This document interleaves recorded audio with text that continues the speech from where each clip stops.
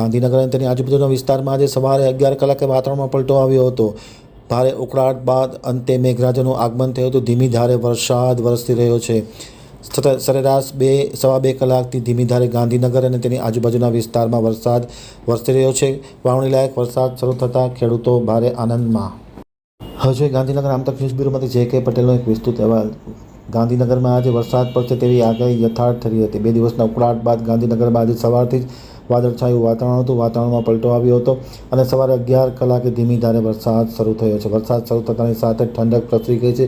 છેલ્લા 2 દિવસથી અસહ્ય ગરમી અને ઉકળાટ બાદ આજે સવારથી જ વરસાદ શરૂ થતાં લોકોએ રાહતની લાગણી અનુભવી છે અને આ વરસાદના કારણે ખેડૂતોમાં પણ ખુશીનો માહોલ જોવા મળ્યો છે। ખાસ કરીને વાવણી લાયક વરસાદ થતાં ગાંધીનગર અને તેની આજુબાજુના વિસ્તારમાં વાવણી થશે તેવો આશાવાદ ખેડૂત દ્વારા વ્યક્ત કર્યો હતો। આજે સવારે 11 કલાકે અચાનક વાતાવરણમાં પલટો આવતાની સાથે વરસાદ શરૂ થયો હતો। ધીમી ધારે વરસાદ હતો, જોકે ક્યાંક કોઈક વિસ્તારમાં ભારે પવનને કારણે પણ વરસાદ પડ્યો હોવાના અહેવાલો મળી રહ્યા છે। હજુ પણ બપોરના 1:30 વાગ્યો છે ત્યારે વરસાદ ધીમી ધારે ચાલુ છે।